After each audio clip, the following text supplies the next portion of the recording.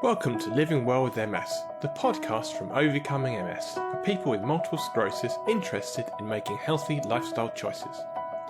I'm your host, Jeff Alex. Thank you for joining us for this new episode. I hope it makes you feel more informed and inspired about living a full life with MS. Don't forget to check out our show notes for more information and useful links. You can find these on our website at overcomingms.org/podcast. If you enjoy the show, please spread the word about us on your social media channels. That's the kind of viral effect we can all smile about. Finally, don't forget to subscribe to the show on your favourite podcast platform so you never miss an episode. Now, without further ado, on with the show. Living Well with MS is proud to welcome back Dr Aaron Boster, an Ohio-based, award-winning, widely published and board-certified neurologist and the founder of the Boster Center for Multiple Sclerosis, who has featured on episodes that tackled exploring how to make the right medication choices and the impacts of lifestyle choices on MS. Now we tap into his expertise to help us grapple with an important topic that isn't discussed as often as it should be: sex. Sex and sexuality are vital dimensions of a healthy life, but how are they impacted by MS? Our discussion with Dr. Boster digs into the science and practical implications behind this topic. So, Dr. Aaron Boster, welcome back to Living Well with MS, and let's talk about sex and MS. Thank you so much for having me. I'm delighted to be back, and you're right, this is an underappreciated topic which needs to be discussed much more frequently. So I'm glad that we're doing this today.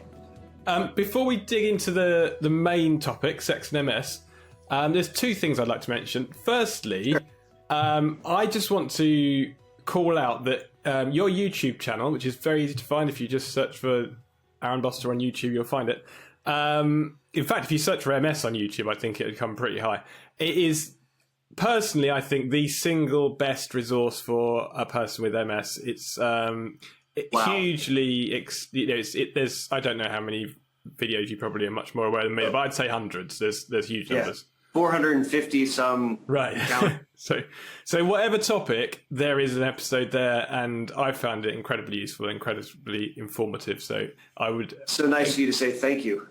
Well, yeah, but I just think I'd encourage everyone to go and have a look. It's just, you don't have to look at every topic.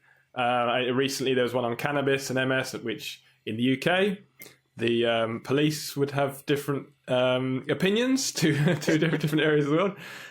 So bits aren't going to be, not going to be appropriate for everyone. But there's such a wealth of resources there.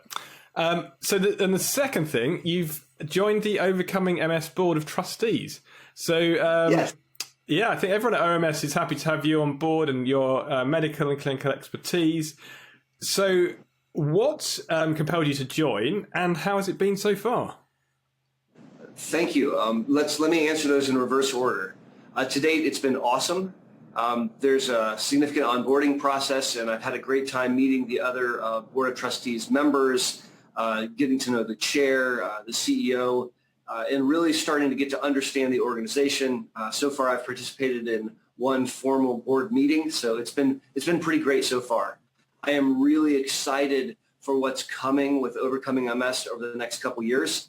And so the fact that I get to participate is really, really special to me. Now, what compelled me to do it are really two things, if I may. The first thing is, if you look at my style of MS, my brand of delivering MS care, and the tenets that I have developed and talk about and teach, and you look at the tenets of Overcoming MS, they are remarkably convergent, like remarkably so. When I list out being 5 for 5, when I talk about the importance of family, I mean, we just listed 6 of the 7. We're really very, very convergent. So that was one thing that as I started to learn more about Overcoming MS, I said, wow, these folks are really thinking along the same lines as me. The second thing is getting an MS diagnosis is scary. And it's a moment in time when people aren't sure what to do. And in certain locations, there's awesome resources to shepherd someone through an early diagnosis. But in many locations, that's probably lacking. And access is a major issue. And so if you're in a spot where you're recently diagnosed or you don't know what to do, reaching for something that is ready-made and awesome is a beautiful thing. And I'll be transparent. In my religion, there are set criteria of things that you're supposed to do when someone dies. Okay. So if you don't know what to do when you're grieving the loss of a loved one, there's some set things you're supposed to do. You're supposed to grieve for a certain amount of time. The community helps you in a certain fashion. And really, in the absence of knowing how to cope and grieve with a loss, that is an awesome structure to have. And in many ways, I think for someone newly diagnosed with MS, this is a beautiful thing. Said, if you're not sure, do this. So for both of those reasons, I'm really, really excited to participate. It's been a great experience so far. So more to come. And one thing I would say, actually, that you have that Overcoming MS doesn't, but should do, I think, as an extra pillar, would be drink more water. And that's not an Overcoming MS thing. Sorry, we're on a podcast, so we can't see me. Dr. Boster just picked up a mug. And I've got water in my mug. Yeah. So I'm I think that's, I know we're going off topic again, but I think that's, it should be. It's such a simple thing. And because a lot of us have bladder issues and things, and then you sort of say, okay, maybe drink less because that's a bladder issue. You know it. I know if I don't drink enough, then I feel worse. It's one of those instant things. So some of the things with MS are slow burners and some are instant. Stress is instant. Dehydration is instant. Absolutely. Spot on. And you know, I like to challenge people sometimes because I'll say, you know, drink more water, and they'll say something to the effect of, you sound like my mom, you know, or like, that's silly advice. I'll say, okay, but try it. Yeah. Try drinking an adequate amount of water for like 3 days and see what happens, you know, because people are shocked. They're like, oh my gosh, I really do feel better. Yeah, and you made it really simple as well. Just drink a pint or half litre, depending on where you come from, at each meal, and then drink a pint or a half litre between each meal. Yep, then you're done. You just did it. Yeah. Spot on. Yeah, no, then you're good for the day. And unfortunately, so many people, and you give a great example as to why, may shy away from water intake and inadvertently make their situation so much worse. Yeah, so I'd like to, so on your next board meeting, say, can we add an extra? Okay, drink more water. I'll bring it up. Actually, as we talk about sex, we will come back to this whole bladder thing. It is very, very related, actually. I was going to think, I was thinking you can't say drink water during sex. That wouldn't work. But anyway, so let's get on to our main topic, sex and MS. So it's a very important. I mean, it's obviously very important for the survival of the species as much as anything, but it's an important topic and probably hidden away, not discussed often enough, often embarrassing. So how would you define sexuality in the context of MS? So you know, sexuality arguably would be defined as a human's ability to experience sexual feelings. It's a really broad blanket term for a lot of things related to sex. And so my first comment is I don't think of sexuality in someone impacted by MS any different than I do in any other human. And I think that's actually a very, very important distinction because there's nothing unique about the sexuality of a human being if they happen to have a chronic illness or not. Now, playing out sexual behaviors, intimacy, all of these wonderful things, MS can risk interfering, and that's where we get into a really important discussion.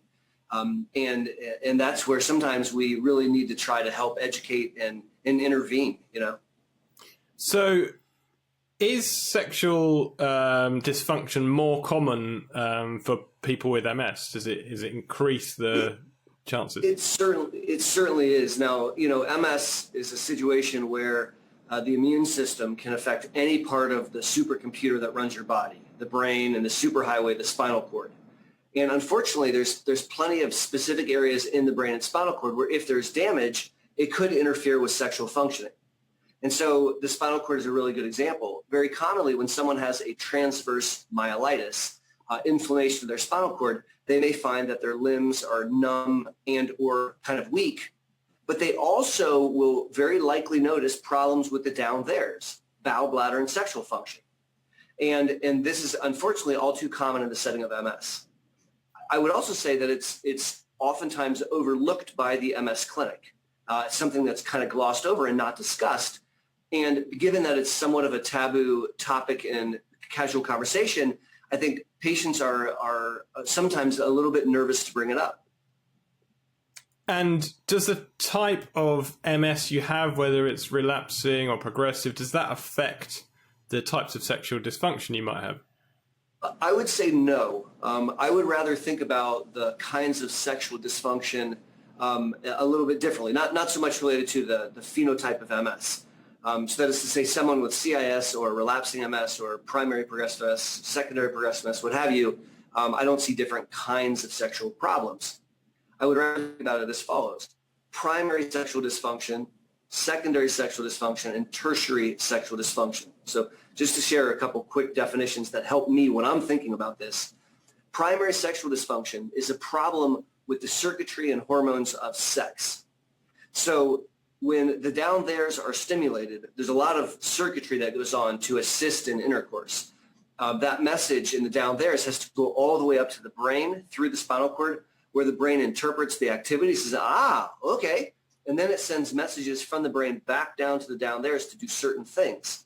We're talking about arousal, arousal, either erection or lubrication, depending on the gender, and then eventually orgasm. And so primary sexual dysfunction can result from MS damage in the brain and spinal cord. And what can happen is you can end up with problems in the circuitry. And so you can have difficulties with any of those things: arousal, erection, maintaining an erection, ejaculating, or arousal, lubrication, orgasm. The other piece to this, when I think about primary sexual dysfunction, is imbalances in hormones. And I have, for several years now, started to routinely screen gentlemen, for example, looking at testosterone levels, not just to help with sexual function, but there's also ramifications through other aspects of MS, believe it or not. So that's kind of primary sexual dysfunction. And we'll talk maybe a little bit later about how we overcome those things. Secondary sexual dysfunction is important and very often overlooked.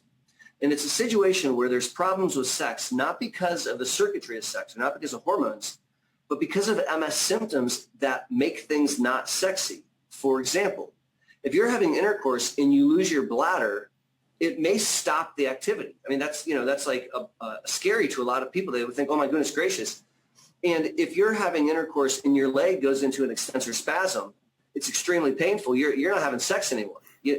Even things like motor fatigue can make it so that the activity of intercourse can become challenging. And these are all secondary sexual dysfunction issues. This is where, to be honest, we can really gain a lot of ground.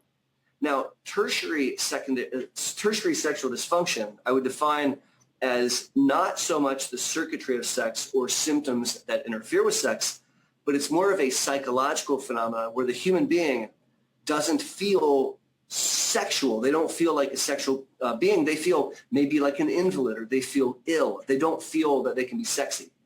And so when I think about sexual dysfunction, I find it most helpful to kind of try to bucket things into those categories. And oftentimes we're dealing with all three. And so if we break it down into men and women, what options would a man have if he's experiencing sexual dysfunction connected with MS? How could that be managed or helped?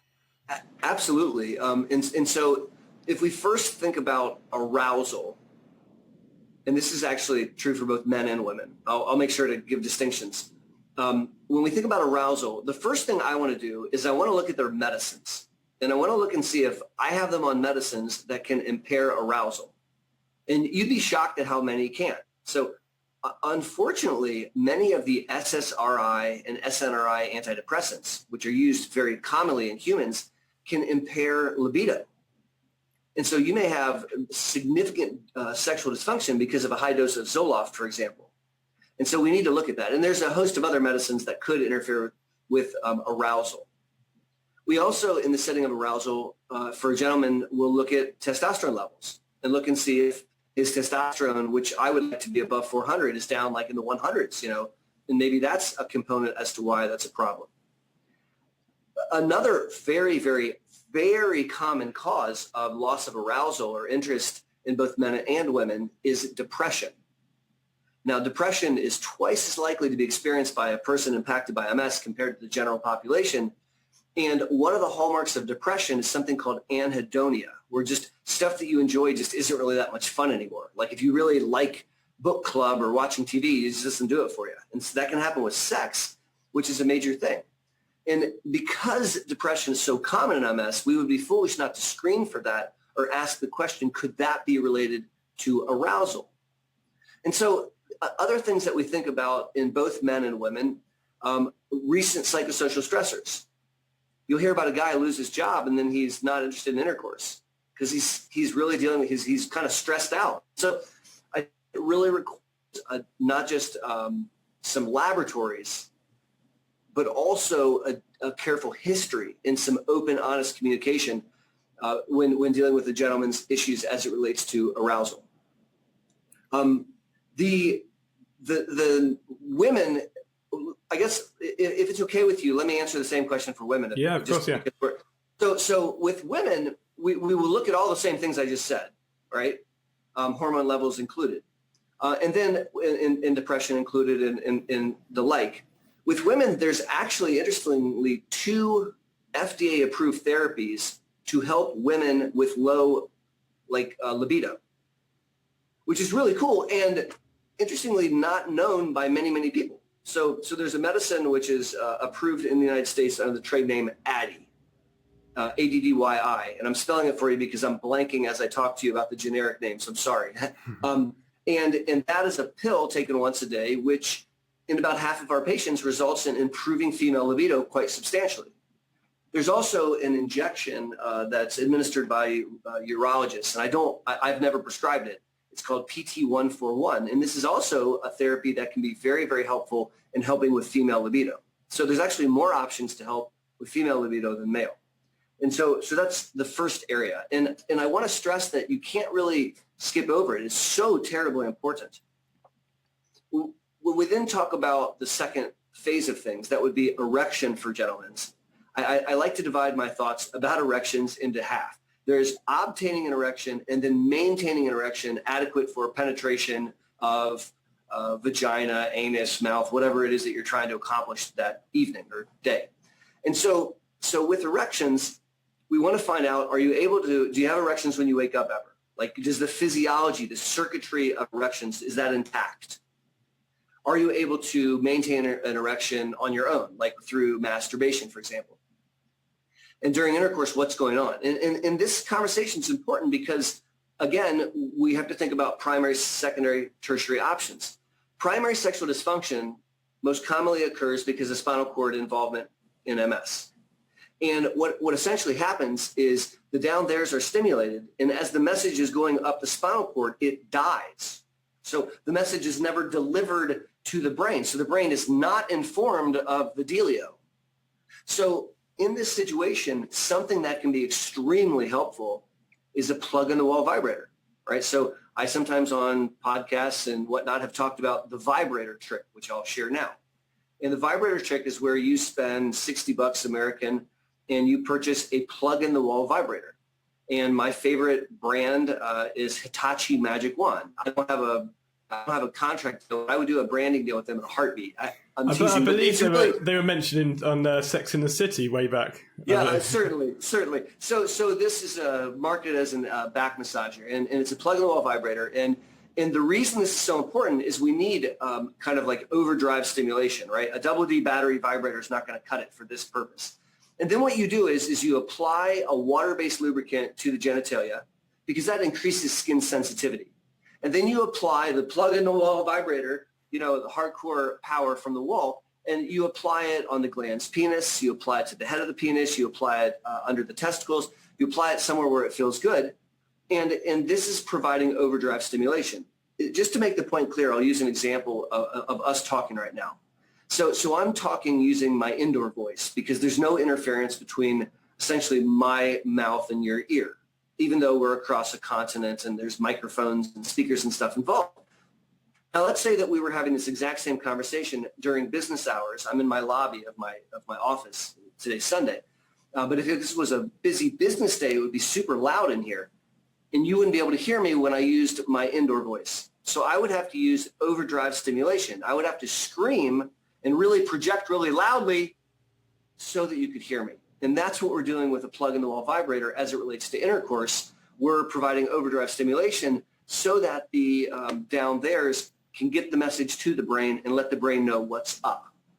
Now, the advantage of a plug-in-the-wall vibrator is there's no side effects. It's relatively inexpensive, and you can do it by yourself during masturbation. You can do it before intercourse as a form of foreplay. You can literally hold the device between you and your partner with continual stimulation during intercourse, and it works well for both men and women. So everything that I just said with regards to obtaining erection can be applied to maintaining an erection by using the vibrator. And we have taught some gentlemen, if they have difficulties, they'll withdraw, and then they can apply the vibrator to the shaft of the penis. They'll become adequately erect again, and they can continue having fun. And so this is a very helpful tool. Now, probably the most widely utilized tool is a little blue pill, right? So Viagra, Cialis, and the like are very, very helpful medicines in helping gentlemen obtain and maintain an erection. Pharmacologically, they're superb. And so if there isn't a cardiovascular risk why you can't handle the Viagra, Cialis, what have you, that's a very useful tool. Take about an hour before intercourse, works best on an empty stomach. You do have to worry about lightheadedness, and there's some blood pressure concerns, and that can make a really big difference in a guy's life. It's of note that if you want to make an adult miserable, mess up their ability to eat good food or have sex, and they will be miserable. And MS risks interfering with sex for sure. And so a little blue after dinner mint can really change a guy's outlook on life. Now, again, on the idea and the topic of obtaining and maintaining an erection, testosterone level is very, very relevant. Now, there's a bunch of other things that you can do. For example, intracavernosus penile injections. So before the era of pills, we had these shots on the side of the penis, and everyone listening is going, ooh, but in exchange for that route of administration, you have a fantastic erection. And sometimes when pills don't work, we still go back to those tried and true methods. Other things that you can do if you're a gentleman, using a device, you can trap the erection. So you can use a vacuum device, which can be very, very effective. And if you're really serious about an erection and those things aren't working, urologists can actually do penile implants. I have some patients who have been very, very happy with penile implants because nothing else was really working for them. So, you might say, how dedicated are you to your erection? Because if you're dedicated enough, we can guarantee that you'll be able to be erect. Getting into the same questions with women, we're really dealing with lubrication, right, and engorgement of the tissue to allow adequate arousal. And so that's kind of the equivalent for women as erections are to men. And there's several ways of addressing difficulties that a woman may have with lubrication. So one thing you can do is apply a water-based lubricant. Very straightforward, very, very effective. Another option is to apply an estrogen cream to the vulva. If you're not taking systemic hormones, and there are reasons why some women may not be appropriate for taking systemic hormones because of cancer risks, applying a hormone cream topically is really great because it's just absorbed locally. So there's no systemic risks. But applying an estrogen cream can really, really help with engorgement and with lubrication. We very commonly prescribe a compounded cream, which is called Scream Cream, and it is what it sounds like. It's a compounded mix, which includes Viagra and theophylline and several other agents which help increase blood flow and engorgement and help with lubrication. And so someone may have a can of Scream Cream that they use in preparation for intercourse. And so those things can be very, very helpful. Obviously, adequate clitoral stimulation or vaginal stimulation through the same plug-in-the-wall vibrator is a really smart tool, and that can help with lubrication.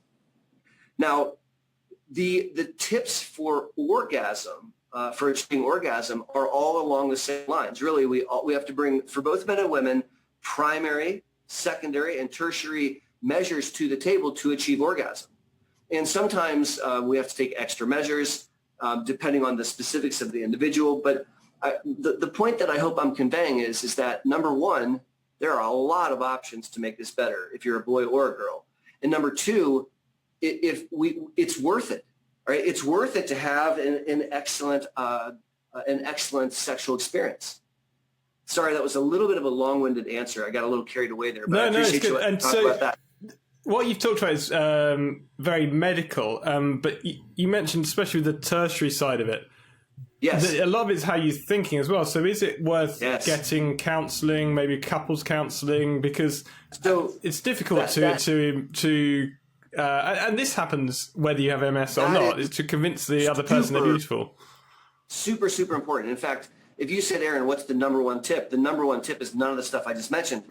The number one tip is talking to your partner. So let's discuss that.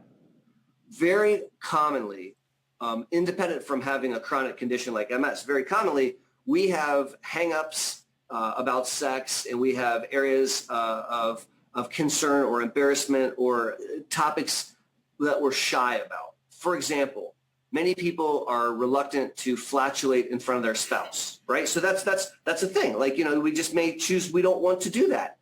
And so talking about sex is not something that most of us are just completely at ease doing, even with our spouse, even with a monogamous partner of 30 years. And when you have a chronic condition like multiple sclerosis, which can, as we've talked about, interfere with the circuitry and the success of intercourse, it adds complexity. It doesn't make it easier, it makes it harder. What I have found in talking to families for over a decade and a half now, and I'm very, very open about this topic, is that oftentimes the two members of the couple would love to talk to the other person. They are dying to talk to the other person about this, and they're nervous. And when they broach a conversation, it's almost cathartic because together they can game out a earth-shattering, toe-curling, blood-curdling orgasm that would set, land speed records and make the neighbors call to make sure everyone's still safe. And it's accomplished because of communication with the partner. And let me be a little bit granular. One partner may really enjoy a particular position in sex because it's really fun for them, which might cause the other partner with MS to go into spasms. Or it may make the other partner develop truncal ataxia. Or maybe it overheats that partner. And the person with MS might not be sharing that. They may not be telling the spouse or the partner, hey, listen, when you lay on top of me like that, you're a heavy dude. My body gets heated up and I can't feel anything. Get off me. Simply talking about changing something as simple as a sexual position might be the answer to really meaningful intercourse. So you are very spot on in bringing this up. And if you are uncomfortable talking about the topic, let's game out several things that you can do to broach this situation. Okay. So you could, for example, couples counseling. Couples counselors are very wonderful because they can help be sounding boards. Did you hear what he just said? Let me repeat it for you. I mean, they're fantastic conduits. I really like couples counseling myself. There are sex counselors, right? I mean, they maybe another thing to do is just to have the person listen to our podcast that we're doing right now and say, hey, that the little balding hyper neurologist in Columbus, Ohio was saying we should talk about sex, honey. What do you think? And maybe that broaches a conversation. But if you can sit down and talk about sex, and really what I would want you to bring to the table is the following. What are your goals? Seriously, is your goal to help your partner achieve orgasm? If that's a goal, state it. State that's a goal. Is your goal to simply be intimate and touch one another? I mean, these are things that you should talk about. Is your goal to orgasm? State the goals. If there are certain things that you really like and really don't like sexually, particularly the don't like part, I know that you really like doing blankety blank to me, and that's very sweet, except I can't feel it. I can't feel it. So you doing that's awesome. I just want to let you know that I don't even notice that you're doing it. So FYI. I mean, so that kind of communication is really valuable because then the partner will say, well, geez, Louise, let me not do that. Let me do something different. And I think what you'd find is if you have this conversation, it will improve your sex life. The conversation will lead to a better experience. It really will. And so We've talked a lot about so there could be nerve damage between brain and sexual organs, and that's affecting ability to have an erection, lubrication, orgasm, so on. But what if a person with MS has physical impediments or a disability? They apart from their sexual organs, their legs don't work properly, their arms don't work properly. How could that affect their sexual life? What could they do about that side of things? So that involves playing smarter, not harder. Let me give you an example. If we think about a traditional Western missionary position of sex, the guy on top in this like misogynistic example, I apologize, is kind of doing push-ups, right? Which is a tremendous amount of physical activity, keeping the core body strong. I mean, the arms, it's a lot. So that might not be feasible for someone, right? Now, instead, install in your bedroom an eye hook in the ceiling beam and install a sex swing. The whole world changes now.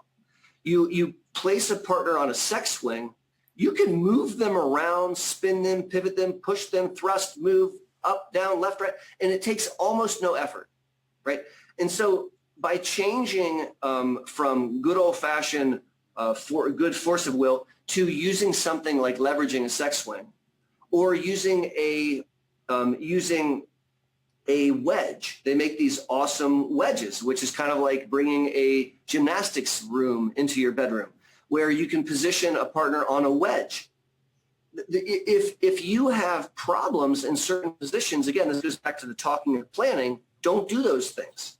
And if other positions are more successful, do those things. Let's use another example of bowel and bladder issues. Very common. Someone has such fear of incontinence of urine or stool, they will not have sex, which is a travesty. So what can you do instead? You can, if necessary, do an intermittent self-cath and empty your bladder completely, 100% guaranteed, prior to intercourse. If you are prone to urinary tract infections, have your neurologist give you antibiotics that you take before or after sex, right? If you are having trouble with constipation, you can spend a day or two pre-sex emptying out and getting completely evacuated, even if that involves enemata or digital rectal stimulation or whatever is necessary. You can prepare for that. You see what I mean? There's a bunch of things that we can do. If you have what's called dyspareunia, which is a terrible word, means pain with sexual sensation. So the act of sex hurts. We have to look into why you have dyspareunia. If it's because of spasms of the vaginal canal, we might use a rectal suppository of Valium before intercourse. If it's because of neuropathic pain and burning sensation, we might use a numbing cream, right? My point here is if we can identify, because in my mind, what you're saying, those are all secondary sexual dysfunction. If we can identify what the problem is, we can game out how to make it better. And if you remember nothing from my answer, I simply want you to remember sex swing. Sex swing. Okay. And in the last few years, the amount of research in MS medication has just leapt forward. I mean, it's gone from... So my father had MS, there were no real treatments. When I first was diagnosed, not so really, 5 years ago, there were treatments then, but there must be 4, 5, 6, 10 times as many now. It seems to be it's really escalating. So are there any treatments going on or studies going on for people with MS and their ability to have a healthy sexual life? So in preparation for our discussion, I actually looked this up because I wanted to be able to answer this question if asked. So yay. And the way I look up information like that is at the clinicaltrials.gov, which is a site for any clinical trial that's registered by the United States government. And there were 125 hits for when I searched for multiple sclerosis sexuality. And I looked through the first 10 or 20 all over the world, France, Turkey, Louisiana, Cleveland. So there were trials throughout. Now, almost all of these are investigator-initiated trials, so a clinic running a small study. But my point here is, yes, there's a lot going on. Looking at testosterone levels, looking at various pharmacotherapies, looking at behavioral therapies, a lot of stuff. And so I hope if you're listening to this, it's reassuring to know that clinic doctors and researchers alike recognize this is such a critically important aspect of life that we're investing resources to try to help you make it better. And you mentioned about testosterone. So getting testosterone checked, is that part of a blood test? Yeah, so the way that I do it in clinic is I draw a morning level of testosterone. And the reason it needs to be morning, a gentleman's testosterone is highest in the morning and it goes down throughout the day. So if you test it in the evening and have a low value, you don't really know if it's just because of the diurnal, the fact that it drops down. So you want to get the best, most accurate reading. You do that in the morning. You get a testosterone level in the morning. I like to get 2 just to confirm. I get on 2 separate occasions. And if it's low, the total testosterone is low, that's a blood test, then that opens up the opportunity to treat with testosterone, which can help in MS, helps gentlemen not just with intercourse, not just with erectile function and ejaculation in the bedroom, but it also helps improve cognition and slow disability progression and improve fatigue with gentlemen with MS. And is there an equivalent for women with estrogen? It's not the same. It's not the same rules. Interestingly, it's not the same set of variables. And now, looking at hormone levels in women is important, and particularly surrounding times of menopause when we can see an uptick of MS symptoms, and specifically related to intercourse, as I was mentioning with lubrication. So that is relevant, but for a different set of reasons.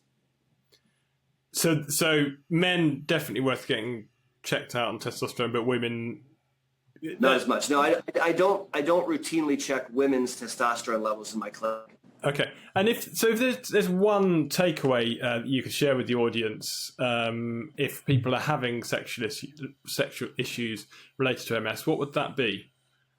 The one takeaway would be to have open communication with your partners and with your clinicians, because there are ways to make it better.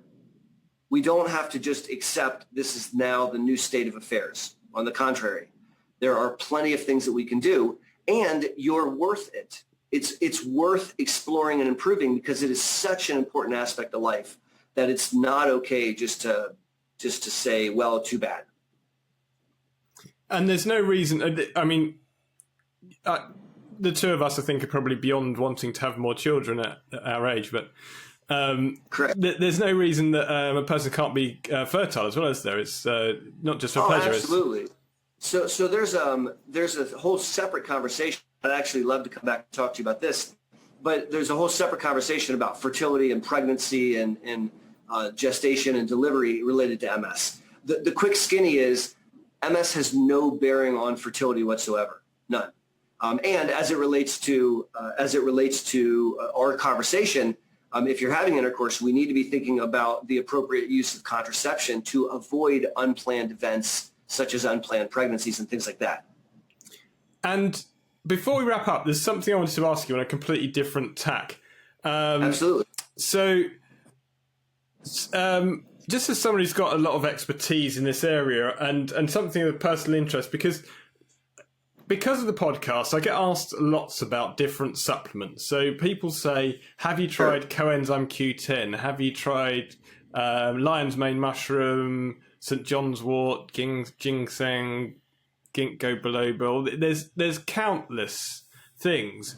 And some of them, I'm fairly sure, if your magnesium is low, that's, if anything's is off the normal levels, then yeah, absolutely. But there's always someone championing a supplement or other. So, firstly, is there a framework that you would use to decide whether to try a supplement? That's an awesome question. Thank you for asking me that question. And it's a multi-layered answer. So I have 2 criteria, if you will. So the first criteria, there are 3 things that must be met if I'm going to green light a supplement. The first one is it can't be too expensive. So each individual family has to decide the cost of something is too expensive or not for them. And I bring that up because sometimes you may find supplements where it's actually a big chunk of their weekly check, and so that's not okay with me, particularly if I don't have hardcore science suggesting that I can guarantee it works. So it can't be too expensive. The second thing is it can't be dangerous. And sometimes supplements are dangerous. Now, oftentimes they're not, but let me give you an example. if an immune booster actually boosted your immune system, it would be dangerous to take if you had MS. And just because it's natural doesn't mean it's safe. I mean, cyanide is natural. So the second criteria is it can't be dangerous. And sometimes I have to do some investigations digging through, various ingredients to try to answer that question. The third is that it can't be instead of something I know works. So if you tell me that you want to take CoQ10, CoQ10 is not dangerous. CoQ10 is not generally expensive. And if you're going to take CoQ10 along with your disease-modifying therapy, I have no issues with that. But if you're going to take your CoQ10 instead of your disease-modifying therapy, where I have good, solid scientific evidence that it helps you, now I have an issue. So that's my first criteria. The second criteria is more rigorous, and that's scientific evidence, properly studied science to prove or disprove that something's helpful. And that second one, we don't have a lot of info. There is some info for some supplements, and I'm going to go over a couple with you right now, but that would be the second one. And, it's worthwhile sharing, at least here in the United States, where I practice, the supplements and vitamins are not monitored by the American FDA. So if there's a bottle of a prescription medicine and it says it does something, they can prove that. It's been proven it does something, or they can't say it. And if there's a side effect on the bottle or a dosage on the bottle, it has to be proven. Like that's not a suggestion, it's proof. If you have a bottle of a supplement that you get at a health food store, let's say, what they say on it isn't proven. It doesn't have to be proven. So they could say, for example, it will make you grow 10 feet tall, and they're allowed to say that even if it's not true. And as a result, it calls into question and it creates challenges in knowing whether something's okay, which is kind of, I think, your point. So when you look at the evidence, to me, this is a conversation about nutrition, right? And I start with, as we talked about maybe a little bit earlier, I start with increasing water intake, believe it or not. I think if you're going to change one thing, increasing water is actually more relevant than any other vitamin or mineral or supplement that we're going to talk about. But so that's my first one, honestly. After that, I really would rather spend time talking about healthy eating than I would about supplements. And I would like to engage in a conversation about eating real food, whole food, and avoiding highly processed foods and the like. But let's move just past that, where I get into some recommendations about vitamins. The first vitamin that I think is actually the most studied with the most evidence for benefit in MS is vitamin D3. And so low levels of vitamin D correlate with increased risk of developing MS. And if you have MS, low levels of vitamin D are correlated with worse outcomes. And so I routinely check a blood level for vitamin D25OH, and if it's below 50, I supplement. And I use D3 because I feel like it's better absorbed in the human body, and I want to push that level above 40, below 100, or excuse me, above 50 and below 100. So could I just interject there, because we measure it in a different way in the UK and I think Europe. So it's actually 4 times the number you're talking about. So when you say 50, we say 200. I don't know why that is. Just it's not even an imperial metric thing. It's just because it's exactly. Thank you for bringing that up. That's a really, really important point. And another important point is you and I, even though we don't live in the same continent, both live in areas where there's not a lot of sun for a good portion of the year.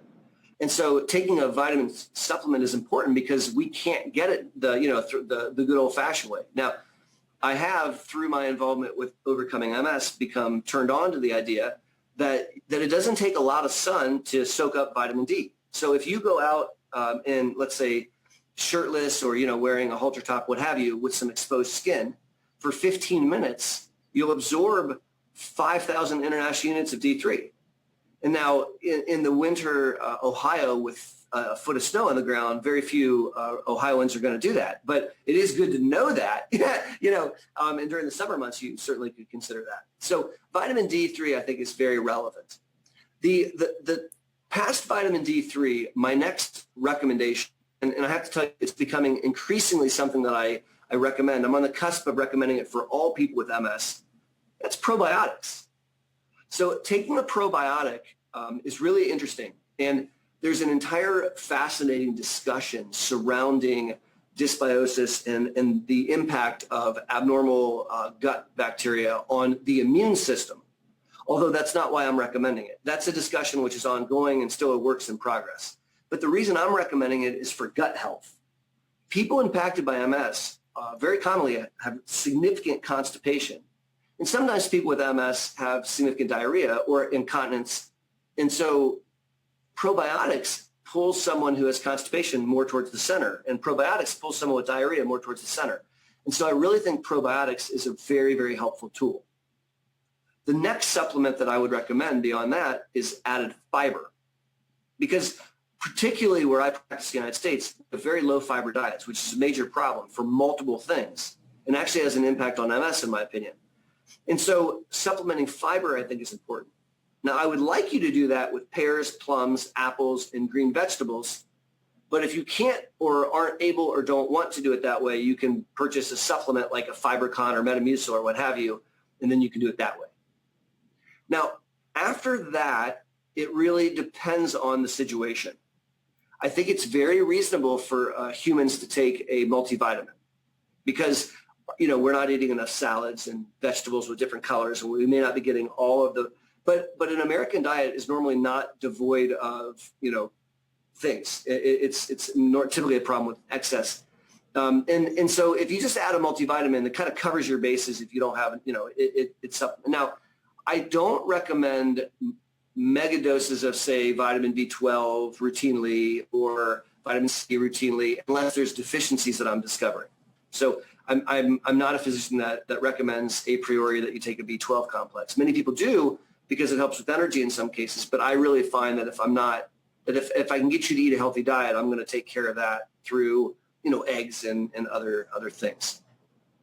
Now, there's specifics that are recurrent, low dose naltrexone, you mentioned levocarnitine, things like that. And there's varying levels of evidence for them. Some of maybe the best evidence would be some of, I think levocarnitine has some good evidence for energy. I believe that. I think that helps a lot. I think that's one that I look at. When you get into some of the other things, you can find small trials, turmeric, for example, low-dose naltrexone, for example. And really, I deal with those in a one-off fashion where someone's coming to me saying, Aaron, what about this? And then together we kind of look through it. We look at the data. If it's existent or if it's not, we discuss that. We go through my 3 criteria, and then someone may try it. And here's the important part. If they try it, I want them to tell me what they found. Did it seem to help? Did they notice a difference? When they stopped it, did it get changed in any fashion? And that's, anecdotally one of the ways that we have to kind of assess things. So something like turmeric, that basically risks none, cost very low, and there's anecdotal evidence for all sorts of things. I think it's been taken in Indian subcontinent for centuries or millennia, and it's delicious. Yeah, so if someone wants to take turmeric, have at it. Yeah. That doesn't violate any of the discussion we've had, and it may help. Yeah, and if it doesn't help and you still like the food, then carry on. It's still delicious. Yeah. I'll just add, just on a personal level, because I'm fairly similar to what you're saying. So I take vitamin D3 every day. I take a probiotic every day. And the other thing I take is so probiotic gut health, but also to reduce UTIs. There was something I came across that in Germany they routinely prescribe called D-mannose. Yes. And I found that, and this may be because I think some of these things work for some people and some don't. And I've heard your sort of gates to allow something, should you or shouldn't you? And it's not expensive. It doesn't have a load of risks. And so I thought I'd give it a try. And literally within a week, I didn't have a UTI problem at all. I don't have UTI problems at all from having D-mannose. That's fantastic. I think that's a really, really great tip to share with people. And it's what I'm going to think about when I start my clinic tomorrow, about whether or not I'm not recommending D-mannose enough to folks with recurrent urinary tract infections. That's a pro tip. Thank you for sharing that one today. Well, yeah, I mean, but it may just be that it worked for me. So it's one. But then that's the but same. again, Yeah. it's nice to have a toolbox where we can consider different things, and that's a very good supplement to keep in mind. So with that, I'd like to thank you very, very much for joining us and welcome you on to the Overcoming MS board. And I think it's fantastic news. We've got someone with your expertise towards the head of the organisation. And thank you for joining us, Aaron Boster. It's my absolute pleasure. Again, I love talking with you, and I hope that we get to do it again soon. Thank you.